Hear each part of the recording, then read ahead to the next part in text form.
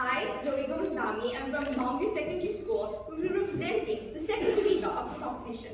The motion that was brought before the House today was that protest and civil unrest is detrimental to society, which we emphatically believe. Before I present my positive matter, I will be presenting my rebuttal.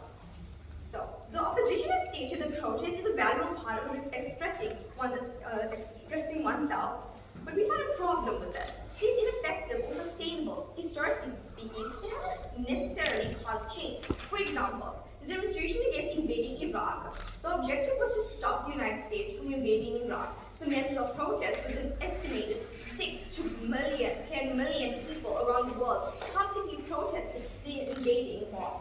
The result of this was the invasion of Iraq happened anyway. And was it successful? No. We still have troops in Iraq to this day. So peaceful protest doesn't work on the majority of times which leads to violent protests.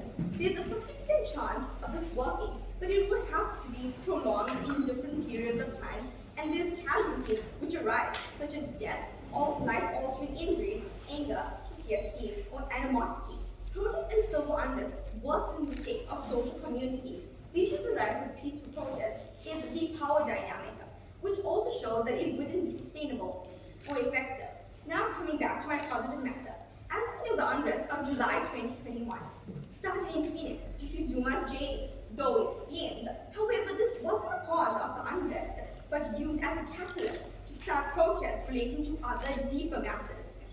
This re-exposed deeper issues in society that were unresolved. We have tended to sugarcoat the so-called rainbow neighborhood that we are speaking of, instead of reflecting and unpacking all these unresolved issues that we have shoved aside to what a real democracy looks like. But what sparked the unrest was poverty or economic issues. The ideas of democracy that we were taught is not the democracy we live in today. We should be working together as a community instead of fighting against each other. We need to promote a South African identity, a sense of belonging. The lack of government intervention to try to resolve what the masses are going through led to people taking the law into their own hands. We need to evaluate the previous and current policies to try to formulate a solution by meeting the needs of society. The government needs to step up on the promises if we want more social cohesion. For example, the lack of recreation facilities, lack of proper housing facilities, even infrastructure, which not being fulfilled, leads to protest and unrest. Ladies and gentlemen, you will agree with me when I say that any sort of discomfort in society makes people uneasy. For example, the COVID relief fund, which was stolen, frustrated many. Sometimes your socio-economic status gives people the power to abuse the rights of others, which breaks social tension. Thus, in the socio-economic branch, when we are in the same space, we take care of each other. We need to make sure people are on the same level. We need to start enforcing the culture of justice in schools. We should enforce punishment to racial slurs.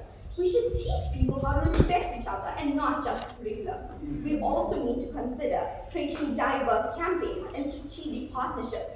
A useful strategy for increasing the sustainability of a movement is to decentralize leadership and management structures to ensure that all voices in a movement are accommodated. Also including strategic alignments of the police.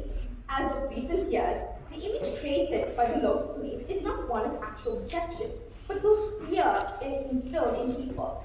We're supposed to have strategic alignments of the police to restore peace and order. The angle that is used to convey a message impacts how people will react to it and relate to it. Historically, successful movements focus their messages on issues that will personally touch people's hearts and encourage them to talk about the cause of the movement, such as housing access, basic water services, and sewage services, which can promote support for cause and make it relatable. Message is personal and relatable is effective messaging. We need to convince people that another world is possible. Visionary ideas change the world, and people who put them forward set the agenda instead of being on the defensive. If Nelson Mandela didn't have a vision for South Africa, I wouldn't be here presenting this debate. I thank you. I rest my case.